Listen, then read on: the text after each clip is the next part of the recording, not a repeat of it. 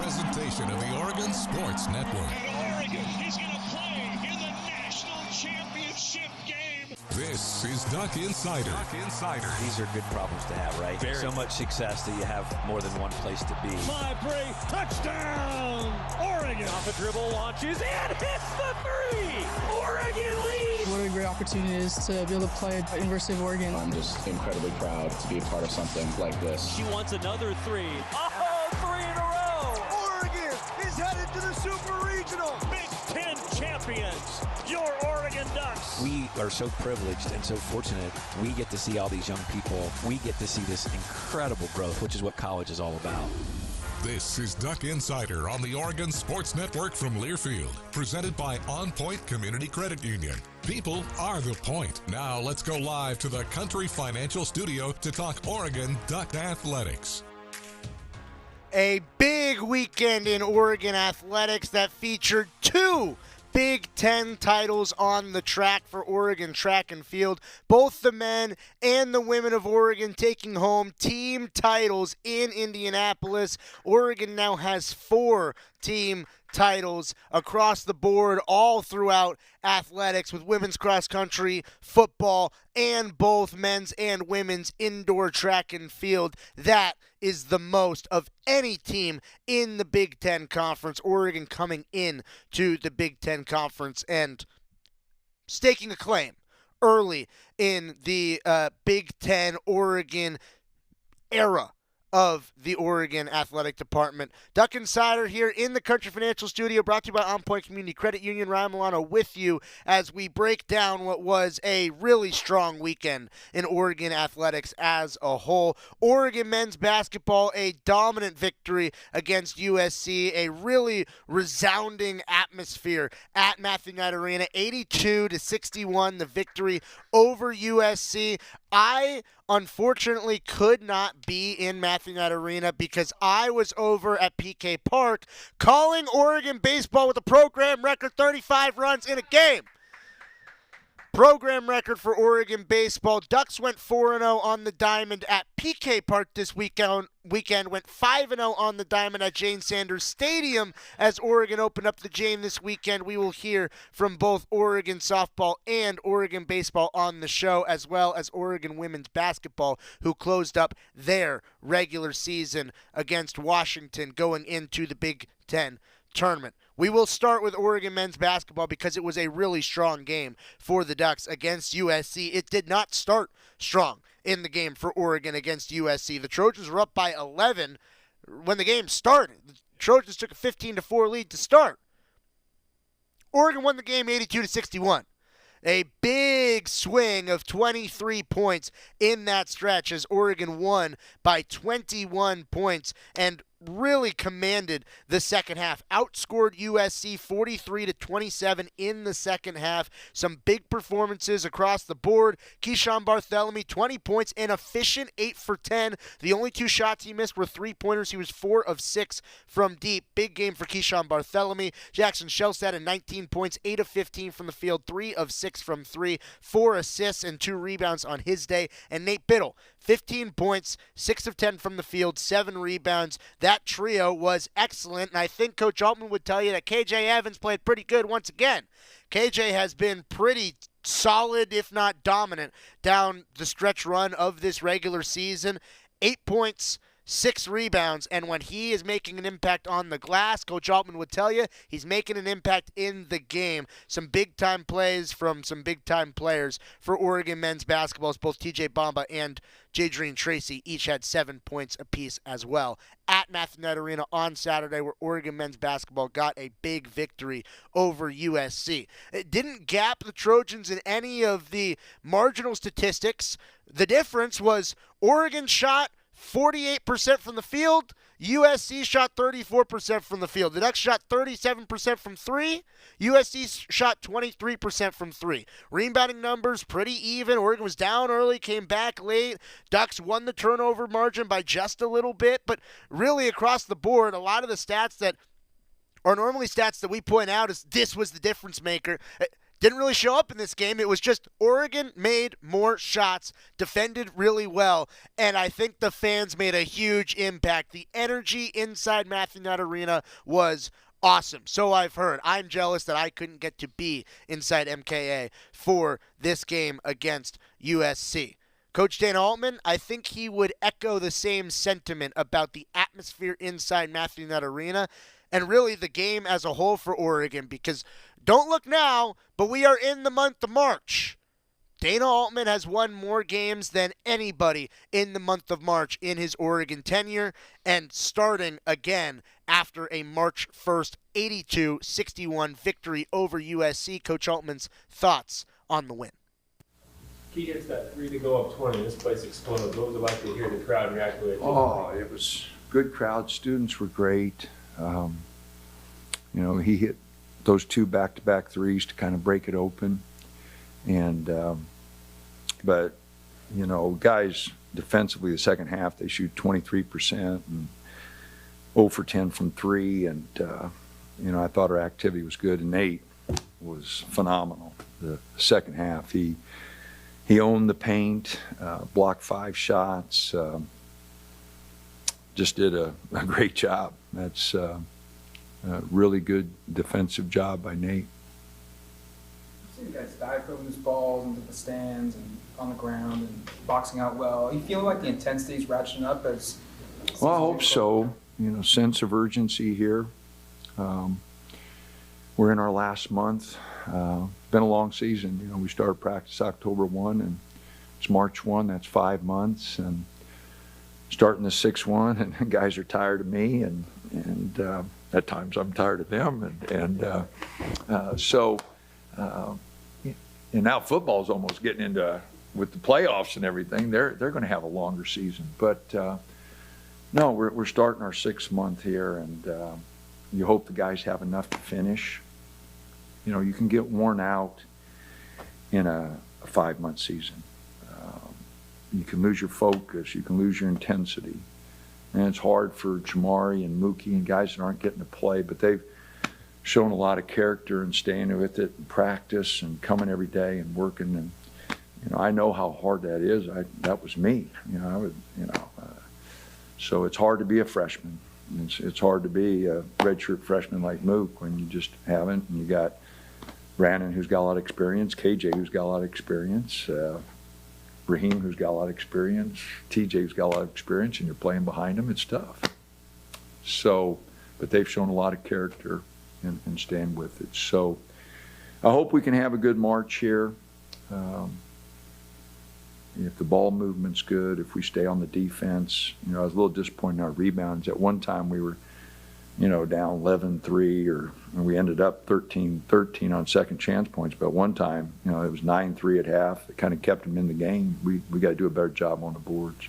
Yeah, what was the message when you called that timeout when they went up 15-4? Just didn't like our activity at all defensively. And then we took 3 quick shots down at the other end, 3 quick threes. We're 0 for 3, and didn't make them guard. And I think 4 of our first 5 baskets were at the basket in the paint. And we have a tendency to want to fire that ball up real quick instead of inside out, get into the game a little bit. So didn't like our shot selection, and I definitely didn't like our activity defensively. We were just, as good as Nate played late, his activity to start the game was not very good. So, but he wasn't the only one. We just no talk, gave up open threes, didn't get any hands on any passes. Obviously, again, put him to sleep with my pregame speech, and we've had some horrendous starts, but fortunately we got a couple baskets, got us going a little bit, got some good stops there, and I think it tied it up maybe 17-17 or something. I don't know exactly what it was, but we got ourselves back into the game real quick. You guys have been really good defensively for most of the last 4 games. Has something changed philosophically? No. We had a bad week. We did not play well at Minnesota, got off to a bad start and didn't play well. We didn't play well at UCLA, and we didn't play at home against Nebraska. I have no problem with our effort and our focus. Michigan State. We played hard. We weren't good enough those 2 days to beat them. But I wasn't displeased with our effort, our focus, what we tried to do. We got beat at Michigan by 4, and then Michigan State, we had a good first half, but just ran out of gas that second half, and they got it going, and that place was electric, and we just didn't get it done. But as I've mentioned, other than that 1 week, I thought our guys have tried. I haven't been pleased with their focus at time or their execution offensively, but for the most part, they're trying to listen, trying to do what we want them to do. I think we're really close to just having some better offensive possessions, and our communication can get better defensively. So I think we're really close to, having a good ball team. How does it benefit you guys down the stretch to have, at times almost a 10-man rotation? It helps. Mookie made a big difference at Wisconsin, gave us 3 or 4 really good minutes. Raheem's given us some good defensive minutes. So it helps. And if the conference tournament here, hopefully we won't have to play 5 games, hopefully 4. But I'd like to think our depth would help us if we can get in that and win the first one, to get to the second one, win the second. Depth always helps. You got options, and foul trouble can, really lead to some things. So you definitely got to have the depth. Guys got to be ready to go, and that's why I'm so happy that Mookie and Jamari and those guys have stayed ready. Again, I know how difficult that is, and they've handled it about as well as you can. This game ended up as a blowout, but it wasn't that way until it was tight until the last 10 minutes or so. How's it feel to see your team close so well in those final 10 minutes? It's good. We haven't done a good job of that.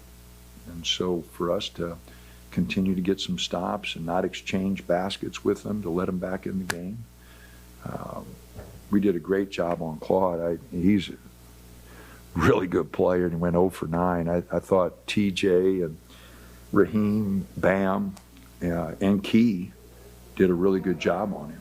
And they're not a team you want to exchange baskets with. When they score over 77 points, they're 12-2. And in their wins, they've averaged 84 points, and their losses 69. So I told our guys, we don't want to exchange baskets with these guys. That's what they want. They get that score up there, and they spread that floor. And they got a lot of guys that are hard to guard because of their size, those big guards. So fortunately, I thought we handled it pretty well. And again, Nate defensively, and then Jackson and Key offensively got some things going. So Key goes 8 for 10, and Jackson goes 8 for 15, 4 for 6, and 3 for 6 from 3. Those 2 guards were the only guys in double figures when we played them at their place. So again, they had the advantage with the size of the guards, but I thought our quickness at the guard spots gave them some trouble. Do you know anything about Indiana? Much about Indiana? I know they have some familiar faces. I've watched them a couple times, but I'm not smart enough to work on 2 teams at once. We'll get started tonight, and try to be ready on Tuesday. But they are talented. Rice has been here, Ballo's been here. We've seen some of their guys, and they're fighting for an NCAA tournament spot. And they got a tough game at Washington today, going on the road. Anything and playing at Washington, those guys will be loose and fired up. And I think they've won 3 or 4 in a row. So we're going to have to play. And just like today, you got to get ready to play. You look at all the close games. This was the exception. I guess we got away from Rutgers at the end, but everything else, can be really tough, down to watching a little bit of Maryland and Penn State, and that goes down to the wire. So you really got to be ready to play every night out. Dana Altman, his thoughts on the victory for Oregon men's basketball, 82-61 at Matthew Knight Arena. And I got to tell you, that's what Matthew Knight Arena is supposed to feel like. That's what it can feel like on a big-time game, a big-time night when there is a stretch run of a season. That's the energy in Matthew Knight Arena that can really help a team win and stack some wins. The fans can be a sixth man on the floor. It felt like they were that on Saturday at Matthew Knight Arena.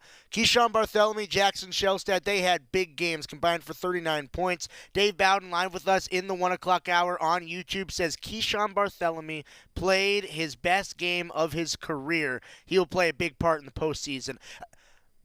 I wouldn't disagree. That was one of the better games I've seen Keyshawn Bartholomew play. He's made some huge shots for Oregon.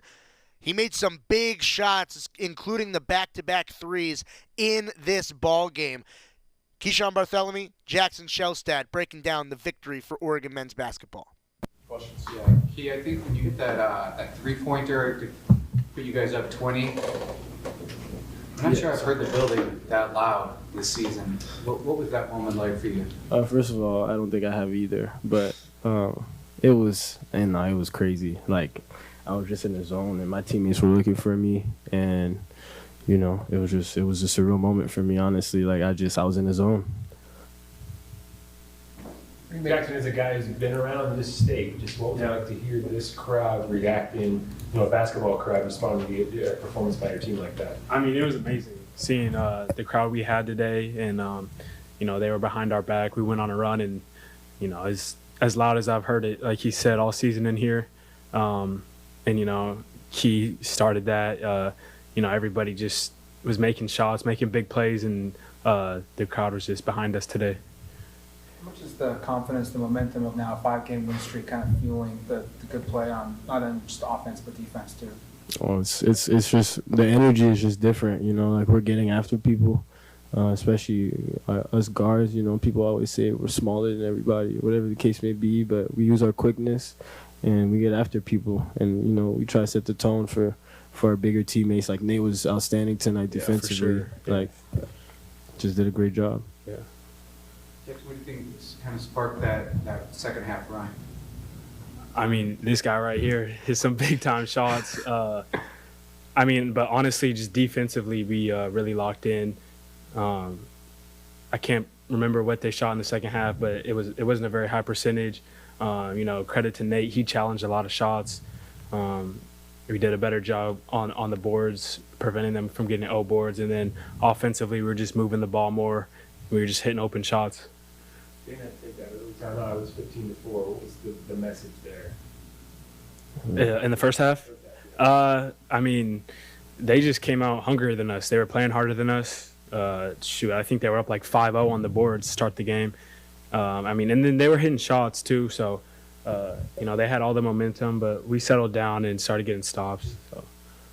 How much of the game plan was letting someone else besides Yates get going? He scored 13. They had to take 19 shots to do that. That's pretty inefficient.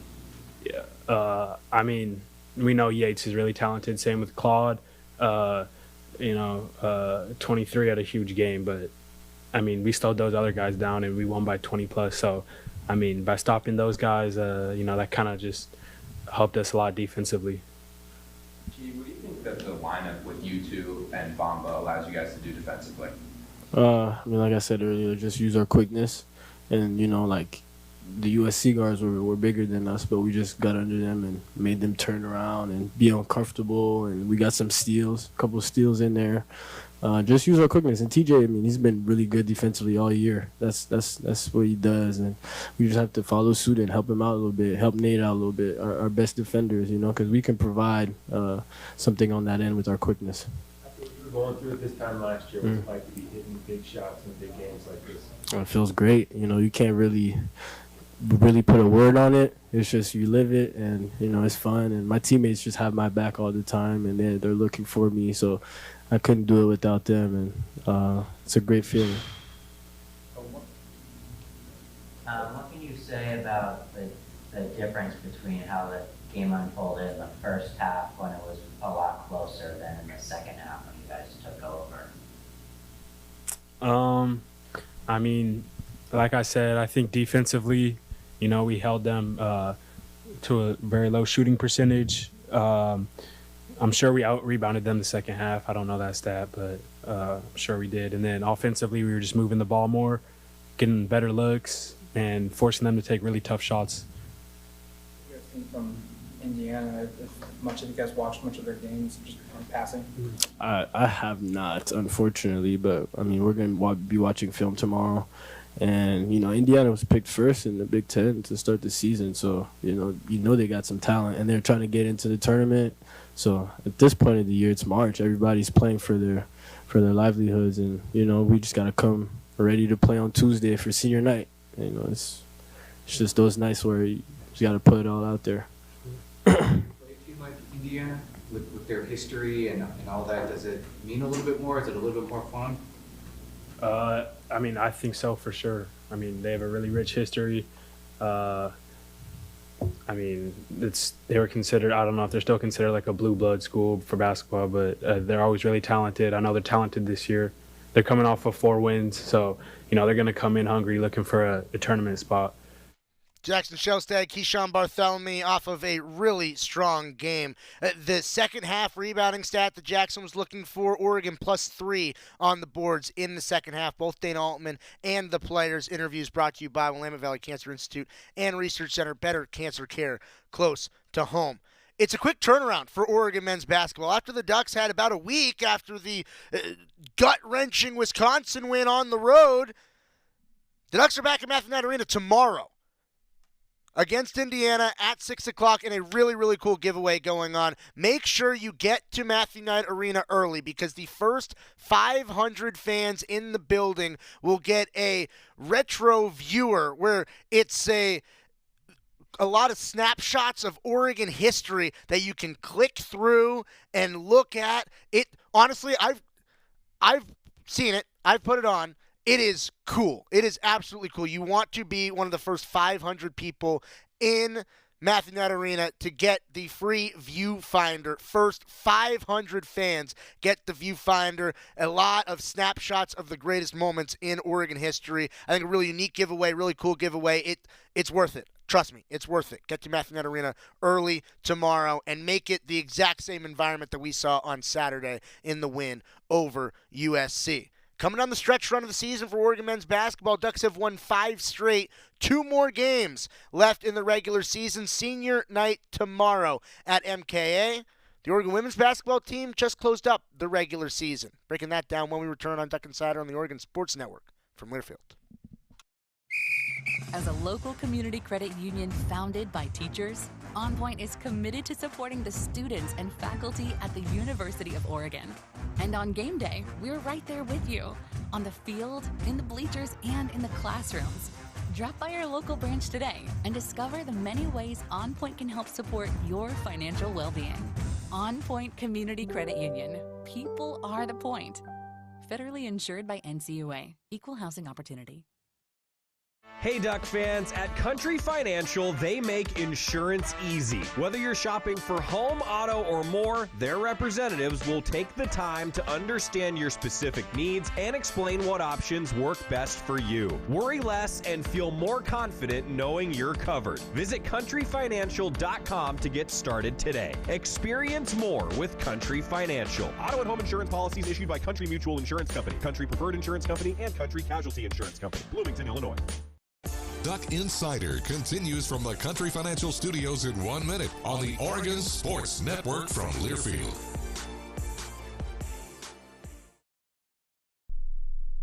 Substance use disorder and addiction is so isolating. And so, as a Black woman in recovery, hope must be loud. It grows louder when you ask for help and you're vulnerable. It is the thread that lets you know that no matter what happens, you will be okay. When we learn the power of hope, recovery is possible. Find out how at startwithhope.com. Brought to you by the National Council for Mental Wellbeing, Shatterproof, and the Ad Council. put your phone on D&D. That means that do not disturb when you're driving. And when you're going from point A to B, I need you to stay safe, please, so always sing with me. So put your phone on D&D. That means that do not disturb when you're driving. And when you're going from point A to B, I need you to stay safe, please, so always remember this beat. Don't drive distracted. A message brought to you by the National Highway Traffic Safety Administration, Project Yellow Light, and the Ad Council.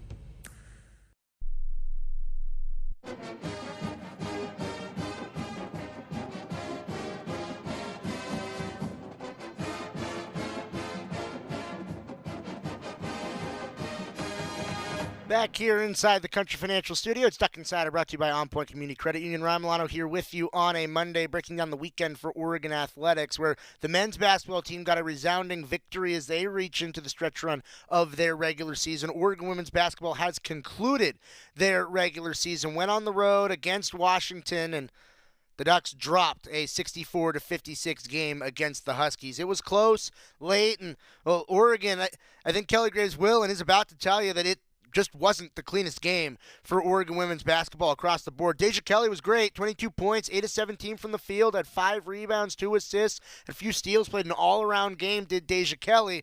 Peyton Scott, 10 points, 4 for 7, but really, there wasn't a lot of help outside of those two. No one else scored in double figures. No one else even had multiple field goals for Oregon in this game. The Ducks shot just 35% from the field, and Washington shot 56% from 3. Despite those statistics, still, Oregon was in the ballgame. It was a 3-point game with less than a minute left.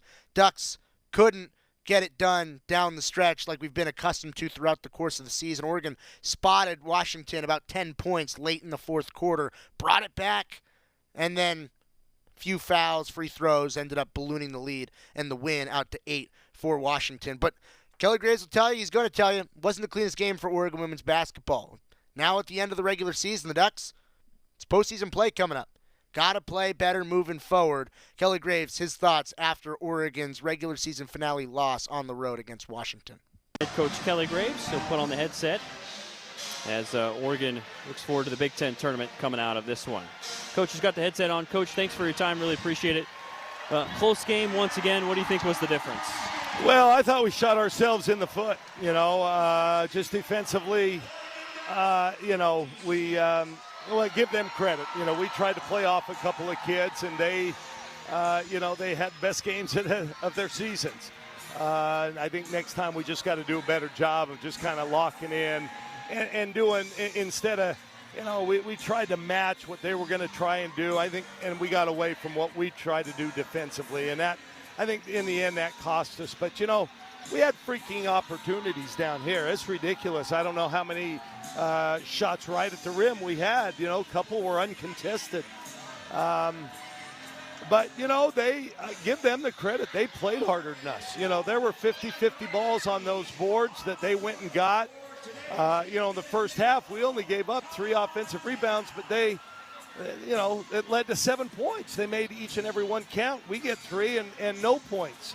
So, give them credit. This probably gets them into the NCAA tournament, and they played like that was the kind of game that they needed to have. I was just disappointed. I just think we can play a little bit better, obviously. And then, our inside tonight, just it wasn't there. It wasn't there, and for whatever reason, I got my theories on it, but we just got to, we can't have the effort and the production that we had from our inside people. Our post-entry passing wasn't very good.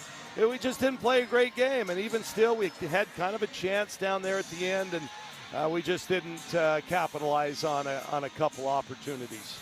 Well, Deja Kelly, 5th game in a row with at least 19. She had 22. What did you think of her performance of their crucial scoring at 22 points? Well, I thought she's great. She's been playing great for, 3 or 4 weeks now, and she did it again. This wasn't on her, certainly. We just, again, a bad second quarter, by the way, and that's bad coaching. We've had 3 bad second quarters, and it's hurt us, in games that we could have won. It's a game we could have won, but, it's unfortunate. It's unfortunate, but Deja played well. Yeah. What do you think you can build on from this? You go into the Big Ten tournament. You're still in a great spot. You get a first-round bye in the tournament. How do you grow from this game here? Well, I don't know. Do we have a bye? You do. 8 seed. Yeah, I don't think we could have even gone higher. I think 8, whether we won or not, we were going to be the 8. Yep. I just hate losing here. Yeah. Well, we've just got to play better. We can't, listen, I'm going to tell it like it is. We can't have a center that goes 20 and 25 one game and the next game looks like doesn't want to play. It was that way before the game. I'm just sorry. I'm going to call it out exactly how it is. That's baloney. That's baloney. And, it wasn't just her. We had a lot, that it wasn't working for us tonight. And it's a shame. It's a shame. I'm a coach that believes in consistency. If you're going to give us 4 and 3, give us 4 and 3 or somewhere close to that every night. If you're going to give us 18 and 10, give us 18 and 10. Don't go 18 and 10 one night and 3 and 3 the next, and then 16 and 12 and then 2 and 2. Just be consistent, whatever role that is. And I don't think we had enough players doing that tonight. But again, I'm going to credit Washington. They played harder than us, and you could tell they wanted it. Safe travels, Coach. All right, Thanks buddy. for your time. Thanks. Ducks head coach Kelly Graves, his thoughts after the loss in the regular season finale, looking for more consistency, looking for more effort as the Ducks move forward into now the Big Ten tournament.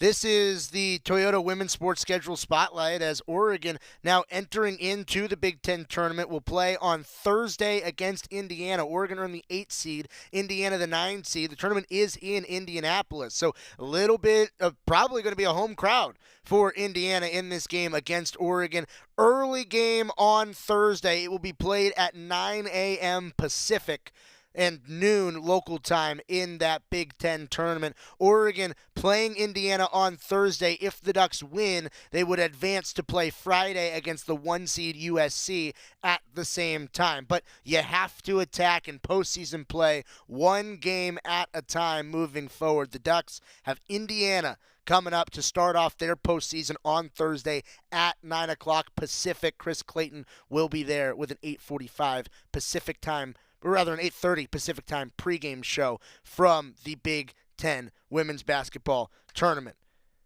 Ducks, on the women's side, just closed out the regular season. Ducks softball just started the regular season at home. First home weekend for Oregon softball, a success. 5-0 on the weekend. Talking about it when we return on the Oregon Sports Network from Learfield. Dear winter, Toyota can't get enough of you because Toyota's got 25 vehicles with available all-wheel drive and four-wheel drive. And that's more than any other auto brand. So you bring the action and we'll bring the traction. Always Toyota. Toyota, let's go places. Based on manufacturers' websites as of 10/20/24. As a local community credit union founded by teachers, OnPoint is committed to supporting the students and faculty at the University of Oregon. And on game day, we're right there with you, on the field, in the bleachers, and in the classrooms. Drop by our local branch today and discover the many ways OnPoint can help support your financial well-being. OnPoint Community Credit Union. People are the point. Federally insured by NCUA. Equal housing opportunity. Dear winter, Toyota can't get enough of you because Toyota's got 25 vehicles with available all-wheel drive and four-wheel drive. And that's more than any other auto brand. So you bring the action and we'll bring the traction. Always Toyota. Toyota, let's go places. Based on manufacturers' websites as of 10/20/24. Duck Insider continues after this timeout on the Oregon Sports Network from Learfield. Babes, what are you doing? What? I'm just mowing the lawn. No, it's blazing hot and dry out here. Don't you remember? Smokey Bear says. Avoid using power equipment when it's windy or dry. Where'd you learn this? Oh, it's on SmokeyBear.com with many other wildfire prevention tips. Right. Thanks, Honey Bear. Because remember, only you can prevent wildfires. Brought to you by the USDA Forest Service, your state forester, and the Ad Council. Ma, is this how you feed a hamster? I think so. Is my homework right? I think so. Is, this milk still good? I think so. When it comes to parenting, sometimes it's okay to think you know. But when it's something as important as your child's car seat, don't just think. Know. Double check if your child is in the right seat for their age and size. It'll help protect them in a car crash.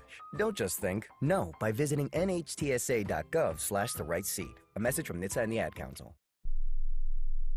I'm coming home to the place that I remember.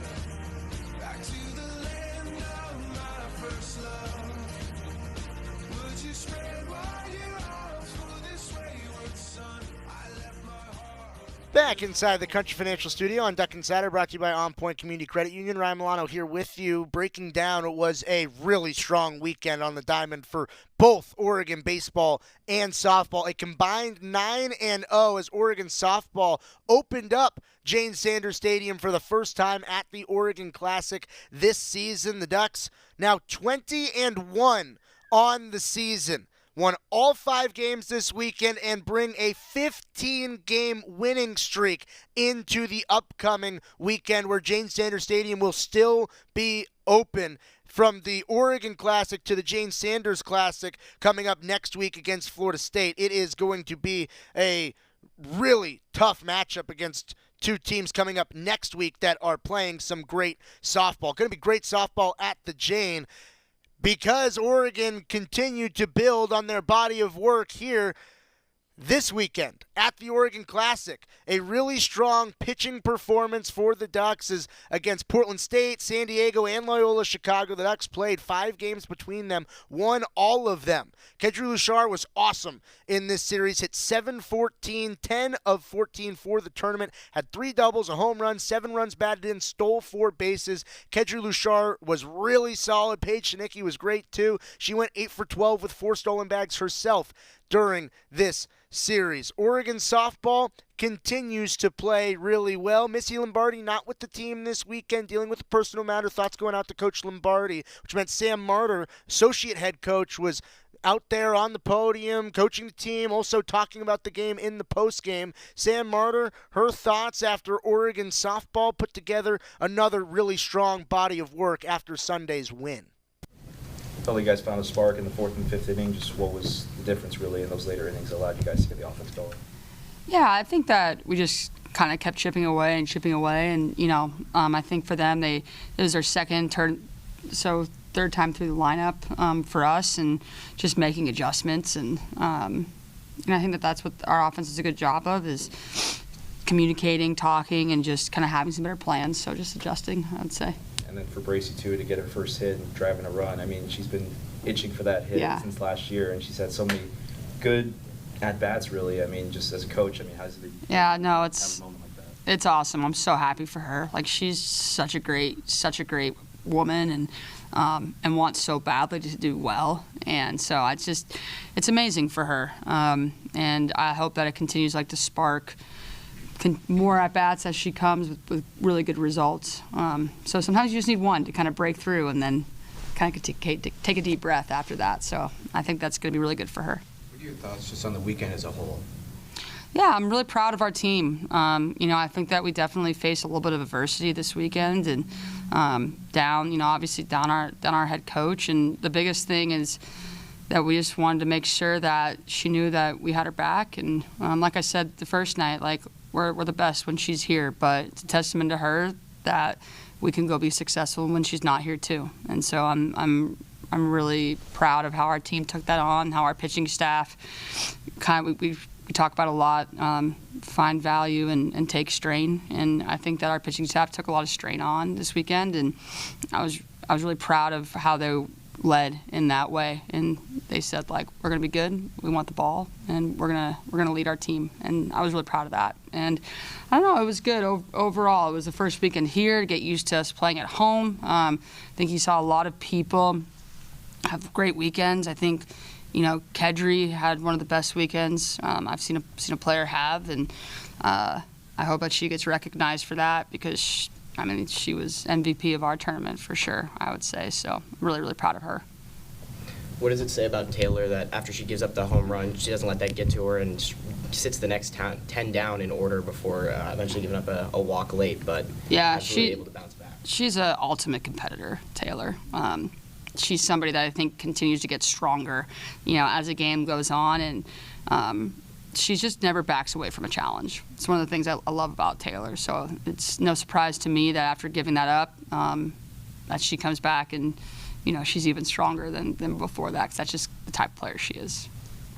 It seemed like there was confusion in the third or fourth inning and on if Taylor called time or not. Did they give you an explanation on what? Yeah, that was just a malfunction of our pitch comm, and that's just a known thing in our game. Like we say time, like pitch comm isn't working, that they called time, and that's just not something that the home umpire relayed to the base umpire, and that was what was happening. It was a big weekend for Katie Flannery, 7 RBIs. What have you seen in terms of her development at the plate? Again, Katie's such a rock solid player.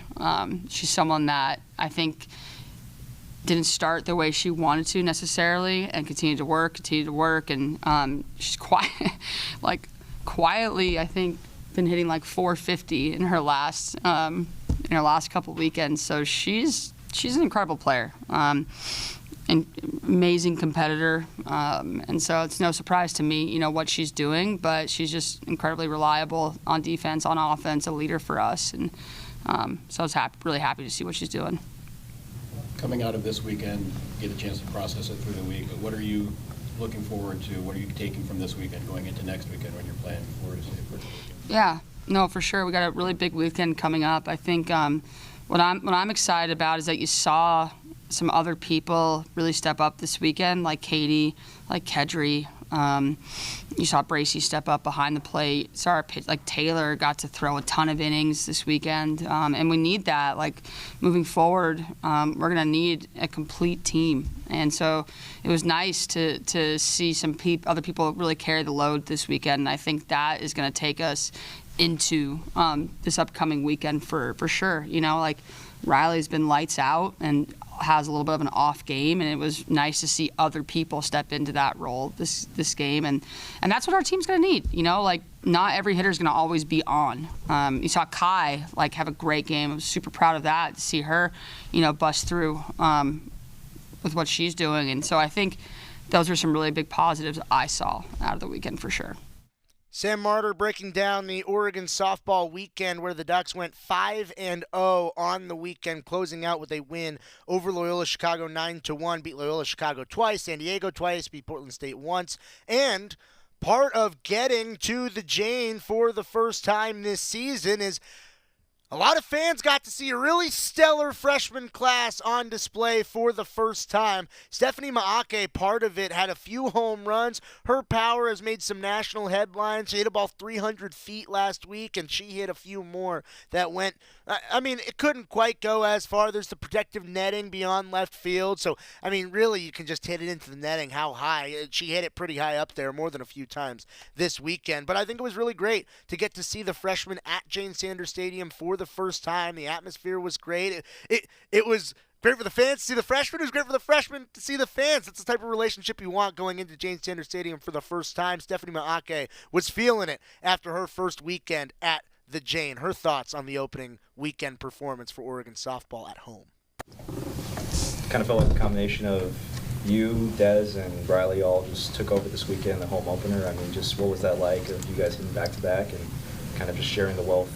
Yeah, going back-to-back with them it's a dream come true, especially at our home opener in front of all the fans. And a bunch of the parents came up to me and was like, we've never seen a fan base this big at the Jane. And so we were like, okay, we're not going to think too big. We're just going to see the ball hit the ball. And I think we really executed that well in yesterday's game.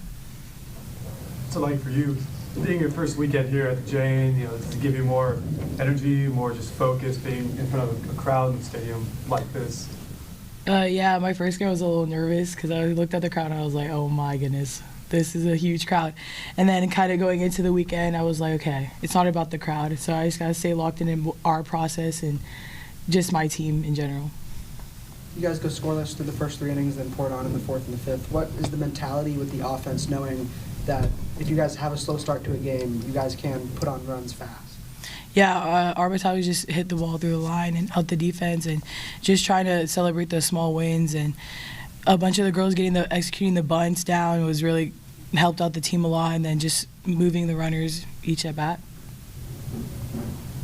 We talked about the team speed, but I saw you in the 6th. You on first, you were eyeing second. I mean, you were thinking about it. And just kind of talk about, the team speed overall and your part in the overall picture and how you try to get on base and stay ahead of that speed so you can work with that speed.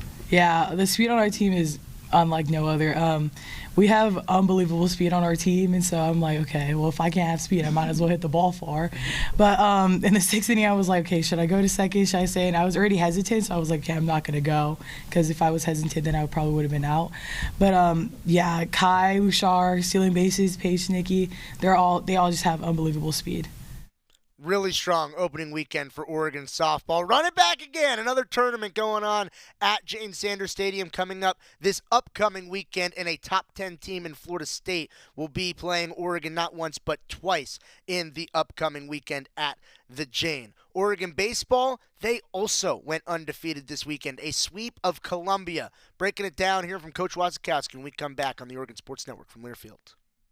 At Shadow Hills Country Club, we're more than just an award-winning golf course and practice facility. Our events team offers all-inclusive event pricing that allows us to take care of all the details while you enjoy your event. Our indoor and outdoor venues offer you a wide variety of fully staffed options that put the focus on you. From weddings to business and social events, at Shadow Hills Country Club Events Center, you get the benefits of a resort atmosphere and amenities in a peaceful country setting, just minutes from downtown Eugene. Call for a tour today or visit shadowhillsevents.com. As a local community credit union founded by teachers, OnPoint is committed to supporting the students and faculty at the University of Oregon. And on game day, we're right there with you, on the field, in the bleachers, and in the classrooms. Drop by our local branch today and discover the many ways OnPoint can help support your financial well-being. OnPoint Community Credit Union. People are the point. Federally insured by NCUA. Equal housing opportunity. Duck Insider, your home for the latest news on Oregon athletics on the Oregon Sports Network from Learfield.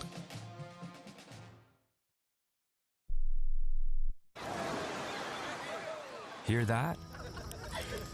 That's the sound of your life. Perfectly imperfect. Beating in rhythm to the world you've created. But every time you drive after drinking, the music gets drowned out. Your life sounds pretty great. Don't let a buzz ruin it. Buzz driving is drunk driving. Don't drive buzzed. A message from NHTSA and the Ad Council. Hey, so what's a great way to spread awareness that driving high is illegal everywhere? A catchy song, of course. You can run, but you can't drive high. You can run, but you can't drive high. Friendly reminder, don't drive high. If you feel different, you drive different. Brought to you by NHTSA and the Ad Council. You know you make me wanna kick my heels up and throw my hands up and throw my head back and come on now, so good to see you real. Back here on Duck Insider, brought to you by OnPoint Community Credit Union, inside the Country Financial Studio. Ryan Milano with you on a Monday. All weekend, I was at PK Park, where Oregon had some stellar performances. A program record 35 runs scored in one of the doubleheader games on Saturday. And then on Sunday, it was the pitching staff which combined for a shutout. Oregon got it done in many different ways this weekend. Coach Wazakowski breaking down how Oregon was successful on a Sunday and throughout the whole weekend. Let's hear from him. Well, you got your shutout as a pitch caller today. What do you feel about it? Didn't throw any pitches, but I feel happy that the pitchers executed today and did really well. What did you see from Will specifically that he did well today? He competed, made pitches when he needed to. He had probably their hottest hitter there, and I think it was the fourth inning. Got to second base on the his fourth inning, got to second base, and he made some really big pitches with their hottest hitter up at the plate and be able to strike him out. Thought that was a really big pitch. There were several really big pitches, but I don't know, I just thought he really competed well today. Offensively, you guys took advantage of opportunities early on. Wasn't necessarily stringing together hits in a few times, but yeah, looked tired. Looked tired. We've been out for a lot of hours this weekend, and the guys looked tired. I was just happy that they were able to build on to the lead there in the 7th and 8th innings. I thought that was fantastic. So when they were their most tired, they were still able to find something to dig deep and come through with some, there was a double steal there. There was a clutch hit or two by Arrows and Garrotti. I mean, there was some real good there to be able to extend the lead and give us just a little breathing room for the end. What have you seen production-wise this series from the bottom part of your lineup? Guys like Cooney and Garrotti down there. Cooney had a lot. He might have been the MVP of our team this weekend. Cooney was on it, just competitive at bats. He didn't have the gaudy probably RBI totals maybe that Dominic Hellman or some of the other kids had that did really well in some other columns. But gritty, tough at bats. I don't think he had maybe but a couple at bats slip away from him all weekend long. And he played solid defense, and he led. Can't say enough about Ryan. He played really well. The results would say this is your best weekend so far. Does it feel, from a competitive standpoint, that this is the best you thought you guys have looked start to finish? Yeah, we didn't hit a homer today, and we won. And so it's again, you need to win in a lot of different ways. And the pitcher showed up today, and for us to go Game 4 shutout is really good with freshmen out there. And so. Credit to him. He threw the ball very, very well. The bullpen came in, did their job, and it's just good to win in another type of way.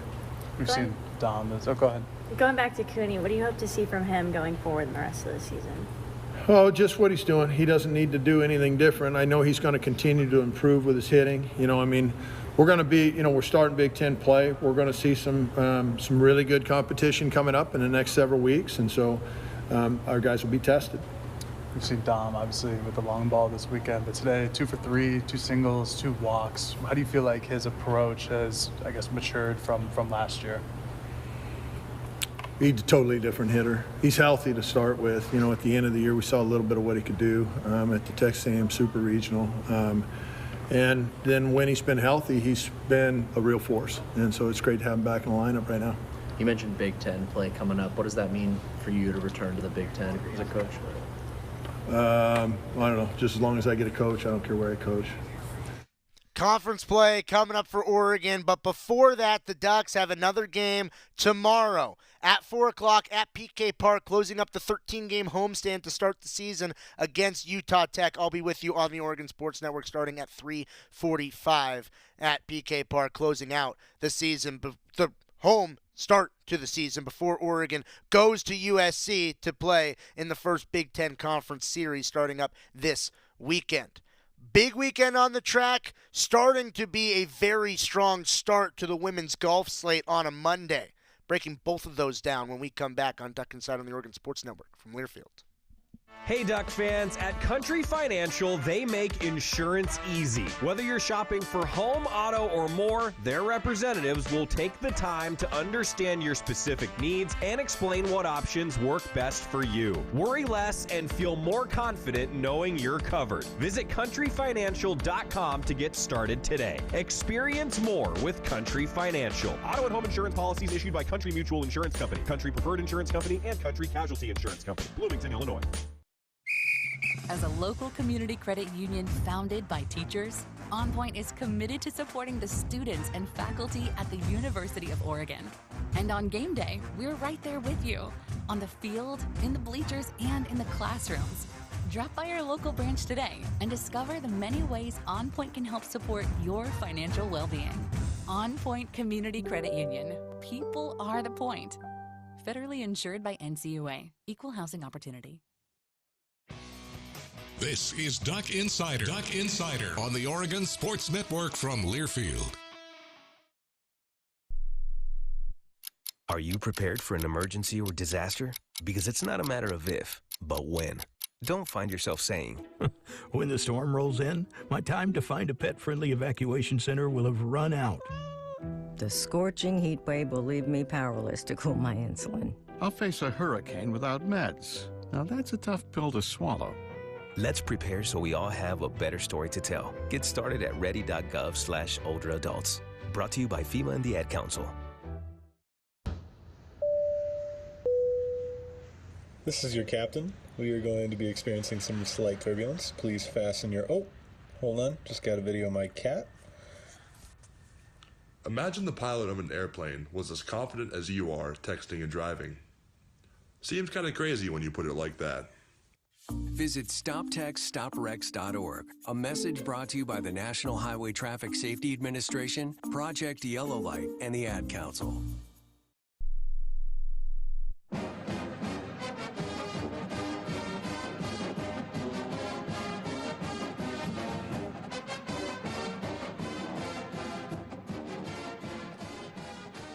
Back inside the Country Financial Studio, it's Duck Insider, brought to you by OnPoint Community Credit Union. I mentioned at the top of the show the 2 Big Ten team titles for Oregon track and field on the indoor scene, both the women and the men taking home Big Ten track and field titles. The women took home 4 individual titles as well, as Wilma Nielsen won the mile with a time of 4:38.77. Aaliyah McCormick won the 60-meter hurdles with a time of 7.97.